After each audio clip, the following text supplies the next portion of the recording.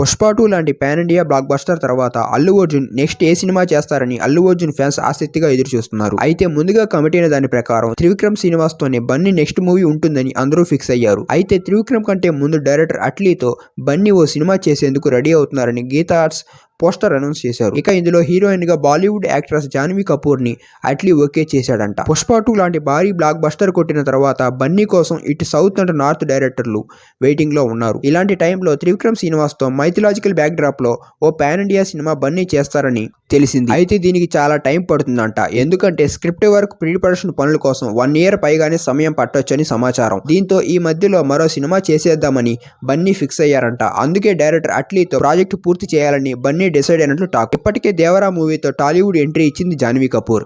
అలానే రామ్ చరణ్ బుచ్చిబాబు సినిమాలో కూడా హీరోయిన్ గా నటిస్తోంది. ఇలాంటి వేళ అల్లు అర్జున్ తో జాన్వీ సినిమా అంటే గట్టిగానే ఛాన్స్ కొట్టిందనే చెప్పాలి. ఇక ఈ మూవీకి సాయి అభ్యంకర్ మ్యూజిక్ ఇవ్వబోతున్నట్లు కొంతమంది అంటున్నారు. కానీ మరికొంతమంది మాత్రం అనిరుద్ రవిచంద్రే మ్యూజిక్ బాధ్యతలు తీసుకుంటున్నట్టు తెలుస్తోంది. ఎవరైనా సరే మొత్తానికి బన్నీ అట్లీ ప్రాజెక్ట్ మాత్రం ఫిక్స్ అయినట్లు సమాచారం. వీలైనంత త్వరలోనే ఈ సినిమా పట్టాలెక్కబోతుందంట. ముఖ్యంగా పుష్ప 2 తర్వాత బన్నీని అట్లీ ఎలా చూపిస్తారా అని అందరూ ఎదురు చూస్తున్నారు. ఇక ఈ సినిమా ఇండియాలోని అత్యంత భారీ బడ్జెట్ తో నిర్మిస్తున్నారు.